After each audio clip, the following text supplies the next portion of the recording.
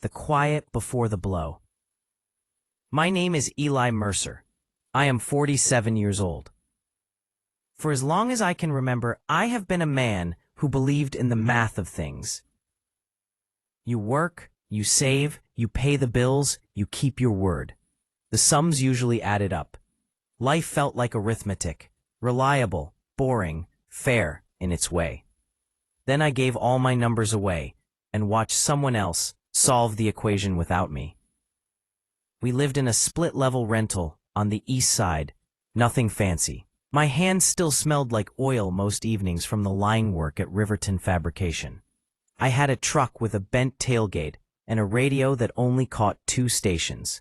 Her name was Mara. She had a laugh that knocked the air out of me, the kind that made a room warmer and a stupid day lighter. We married when we were both reckless and certain. She liked flowers in the living room and long phone calls with friends. I liked her quiet when the TV was on and she leaned her head on my shoulder. It was simple. It felt right. Then the diagnosis. Stage 3 colorectal cancer. They said the word with a sterile calm. It was like hearing thunder through a window. Mara needed surgery and chemo and months of care. Our insurance was a relic. Lapsed when the company cut hours, and I took a part-time at the plant instead of the steady line job to save the health benefits. That choice haunted me.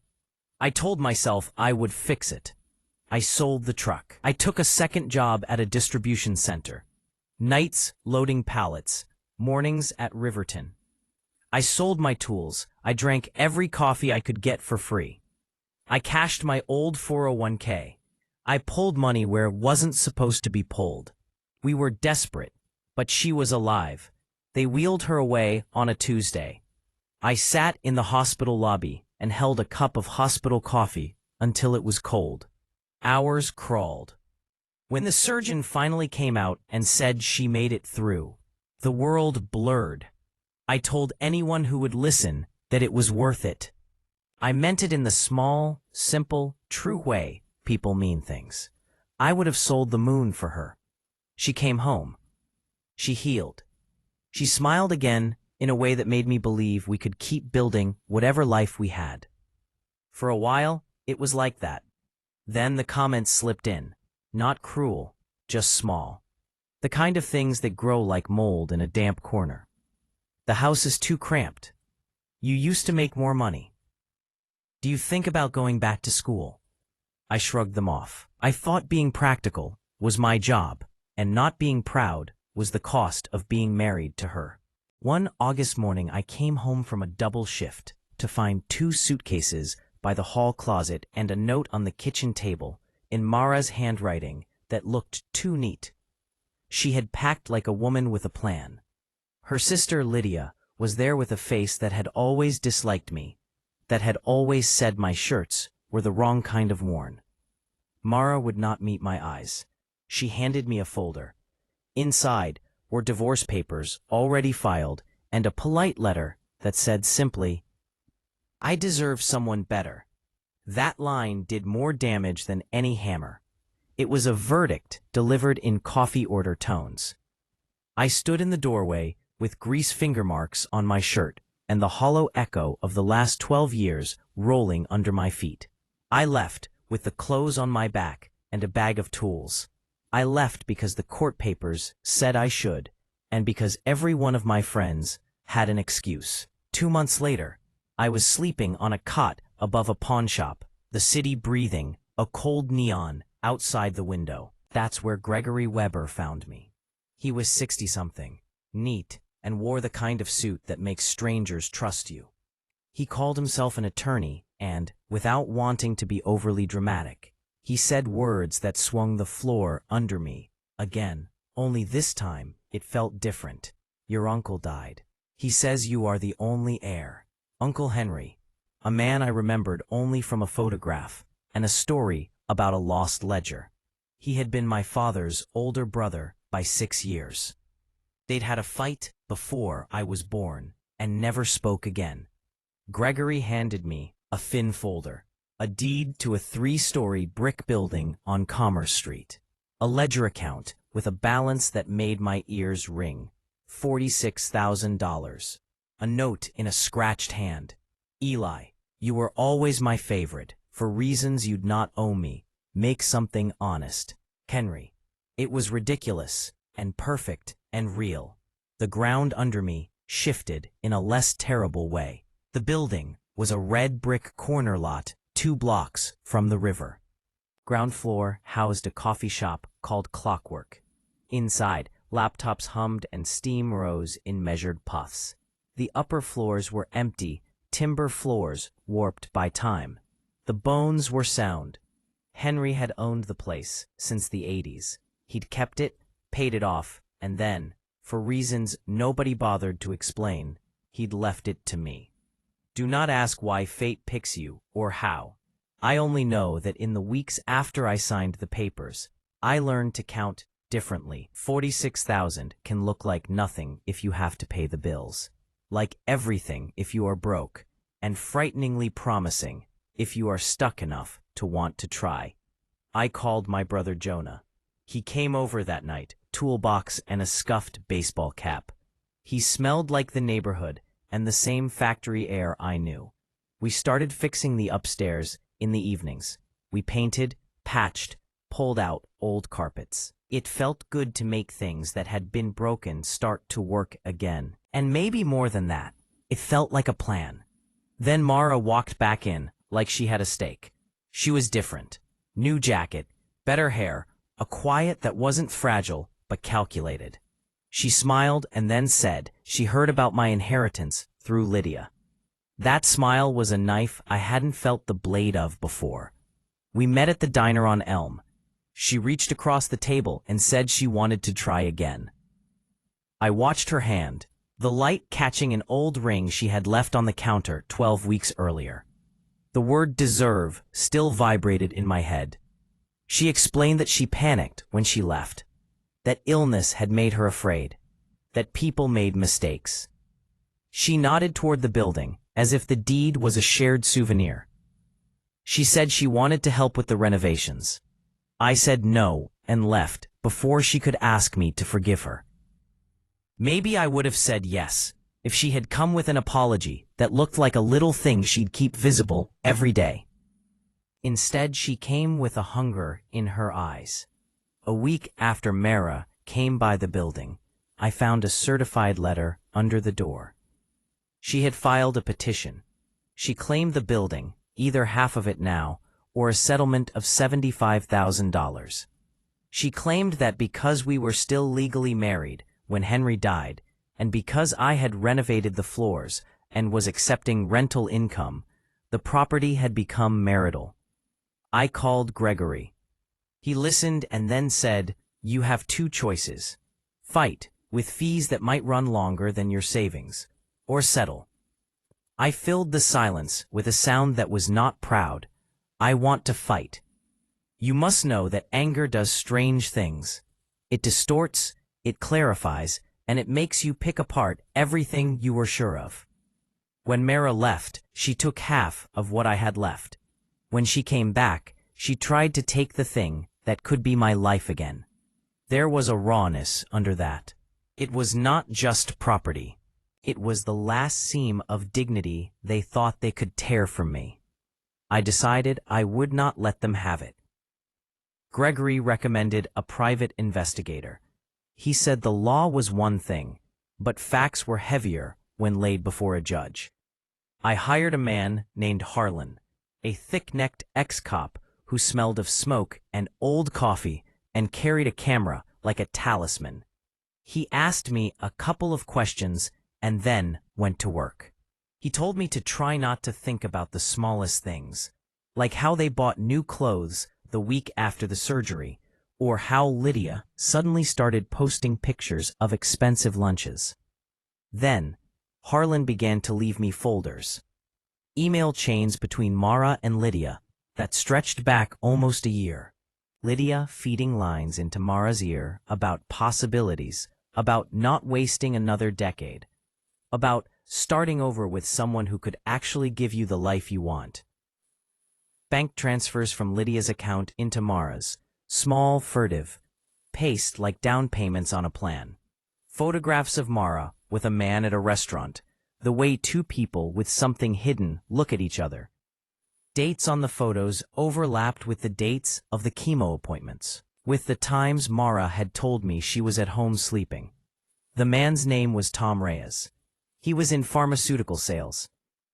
The kind of man whose charm came wrapped in suits and a smile that smelled of new cologne. Harlan gave me receipts, hotel records, text message screenshots. Little things that together read like a confession. I read all of it with the methodical calm of someone who has already decided on a bad thing and is mapping logistics. I hired a second investigator to track transactions. Lydia had been writing checks to Mara for months. Tiny transfers, 50, a few hundred. Not enough to explain everything, but enough to make sense of the plan when you drew lines between the dots. Lydia had encouraged Mara to let me drain our savings until the surgery was paid for. She'd told her to hold the divorce in the pocket, like a card you only play after the current debts flush the joint account clean. It was almost elegant in its cruelty. When I handed the first folder of evidence to Gregory, he said, quietly, that this would sting. That it would be messy, public, ugly. I said, I want it ugly. I want them to learn what it costs to write you off like you are disposable. He cautioned me about how far we could go in court without crossing lines. I told him I knew the difference between a punch and a war. I wanted to win. The filing we prepared was surgical. Fraud, collusion, intentional infliction of emotional and financial damage. We asked for the dismissal of Mara's claim and for the court to order Lydia to repay the diverted funds. We asked the judge to consider the affair as showing that Mara had been cohabiting in a way that showed she had relinquished any claim to the inheritance. Gregory said some of those things were rhetorical. Judges do not like to be lectured on morals, but judges do like facts. We had facts. But here is what I did not tell anyone until I had to. I wanted the anger to have more bite than a courtroom victory. I wanted Mara's life to feel the tremor the same way mine had. I wanted her to see the ground crack and to fall into it.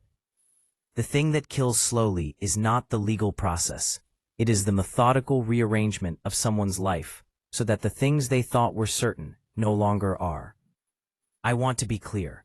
I did not want to harm anyone physically. I did not plan violence, but the plan I built was nonetheless deliberate. I cataloged every habit, every weakness I could use. I found where Lydia banked. I learned the name of Tom's manager. I learned the clinic Tom used and traced his license like a detective checking a map. I built a kind of machine, small, precise parts that together would grind down their options. I also started betting. Not on the horses, on people. I took a small loan against the building and purchased the property across the alley, a derelict lot where Lydia's friend had a boutique. I positioned myself to change their neighborhood faster than they expected. It was a tidy, petty thing. It was mean. It felt good. Meanwhile, the city kept turning.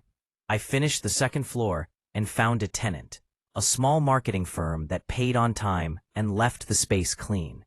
The money started to taste like an antidote. People began to recognize me at clockwork. Lauren, the woman who ran the cafe, kept me supplied with coffee and a kind of friendship that did not ask for explanations. Jonah stopped by most nights, brought sandwiches, and did not say, "I told you so." He said instead, "We fix what we can." It was enough. The hearing came in late April. The courtroom was a beige room with fluorescent lights and bad coffee. Mara sat with her thin attorney, pen tapping like a heartbeat. Lydia hovered at the back, arms folded, cheeks flushed with the kind of anger that pretends to be wounded dignity. When Gregory presented the emails, the bank records, the hotel receipts, you could feel the humidity shift. The judge read. She asked me to stand. She asked Mara if the emails were real. Mara's voice trembled. She said yes. She said she was ashamed. She said she was in love with Tom. She said she was sorry. The judge looked at the ledger, at the dates, at the check numbers. I will not recount the legalese. The judge denied Mara's claim. She ordered Mara to repay legal fees and found that the inheritance remained my separate property. It was a victory that tasted like iron. Sometimes the law is a blunt instrument that will not clean a soul, but will mark down who owns what. Mara declared bankruptcy 3 months later. Lydia stopped returning calls. Tom Reyes moved away. I heard the whispers through Jonah and through Lauren and the slow whirring of a small town feeding on its own news. That is how it often goes. The people who made plans expecting the rest of their lives to roll out like carpet find the carpet pulled. They look around, and for a moment, the world is a kindly blank. But the thing about revenge is that it is not a single event. It is a sequence, a series of decisions that accumulate like debt. Winning the courtroom was not the end. It was the scalpel. The real work was after. I had promised myself, and maybe promised aloud to Jonah over beers, that I would not be petty. I was lying. There was a man named Tom whom I could not reach through court. He had slipped out of the legal net, because adultery is not always a crime you can prosecute, which was a small mercy for some and a frustration for me. So I took other paths. I had a contractor friend, Marco, who worked in supply procurement. He told me offhand about a drug rep who had been buying large quantities of sample meds through a clinic that no longer existed. He did not suspect wrongdoing. He simply noticed patterns. I did not mention Tom. I asked Marco to look a little deeper, under the pretense of double-checking vendors for the clinic I was renting space to. Marco is loyal and pragmatic, and he has a weak spot for a man who pays his invoices on time.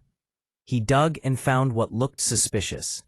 Invoices for drugs that did not match patient volumes, shipments to P.O. boxes, and receipts signed by a middleman who worked with a small network of reps who resold samples. I looked at that and thought about the easiest kinds of leverage. You can fight someone in court and win their house, but telling the right regulator that a man in pharmaceutical sales has been running a side business is a different kind of strike. It will not make him my enemy's legal problem directly, but it will make life messy for him. Messy enough, perhaps, to make him vanish. I am not proud of the thought. It is the dark thought you get after being ground into sand for months and then handed a file that smells like guilt. I sent an anonymous tip to a state regulatory board. I compiled what Marco had, wrapped it in a neat folder, and mailed it. I used a mail drop on the other side of town and paid cash for postage. It was petty and careful and cowardly in one neat package. I told myself I would not cross lines. I told myself I only wanted to rattle them. I told myself sensible things.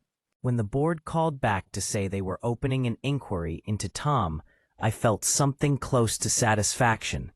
Not happiness. That's not the word. It was a kind of correction, like the world had tilted back toward balance. But revenge doesn't stop where you think it will. It eats more than you plan to feed it. After the inquiry, things started to fall apart for them. Tom's father lost his job. Lydia's friends drifted off. And Mara, she called me for the first time in months. She sounded small. She said, "Please stop." I remember holding the phone, hearing her voice tremble, and feeling nothing. I thought about the hospital nights, the humiliation, the way they'd treated me like something to discard. I hung up and didn't call back. Then came the envelope, slipped under my door one night. Inside was a photo of Mara and Tom in a motel lobby and a note that said, "You should have left well enough alone." That's when I knew it wasn't over. Someone wanted me to feel fear again. And instead, it lit something in me. I called a man named Sable, the kind of man who operates in shadows, the kind you pay when you want results without paperwork. I told him I wanted closure. I didn't explain what that meant. I just said it like a man who's already crossed the point of no return. Sable did what men like him do. He started with Tom, tracked him, photographed him, found out where he hid from his wife and from himself. Then Lydia. He exposed her crooked accounts, whispered the right things to the right people. Finally, Mara. He didn't destroy her publicly. Just enough rumors, small and sharp, to make her life collapse quietly. I told myself it was justice, that I wasn't asking for blood, only balance. But the night I watched Sable's men bundle Tom into a van, I knew I'd gone too far. I told myself it was necessary, that I'd sleep better. And I did, for a while. Then the ripples started. A detective came around. One of Sable's men talked. Then another. The stories began to connect. And when they found Tom's body in a storage unit, everything unraveled. They brought me in, polite as you please. The courtroom was smaller than I imagined. Mara showed up on the second day. She read a statement, said she was sorry, that she'd been desperate. Her voice cracked. I wanted to tell her everything, that she'd been both the reason and the ruin. But there was no point. She walked out before I could say a word. The jury found me guilty. Conspiracy, witness tampering, the kind of phrases that make you sound more methodical than human. The sentence wasn't long enough to call tragic, but long enough to burn everything else down. Prison isn't loud the way movies make it seem. It's mostly quiet, just the kind of quiet that makes you count the cost. People drifted away. Jonah stopped calling. Lauren stopped writing. Even Henry's note, "Make something honest," started to feel like a rebuke. I used to think losing everything was the worst thing that could happen. It's not. The worst thing is losing the part of yourself that might have stopped you before the van drove away. I still own the building on Commerce Street. They say it's doing fine. Tenants pay on time. The coffee shop downstairs is still open. But none of that feels like redemption. It's just residue. Some nights I dream of the ledger again, balanced, clean. But when I wake, the numbers are wrong. They always are. And maybe that's how it's supposed to be. Maybe revenge isn't something you finish. Maybe it's something that finishes you.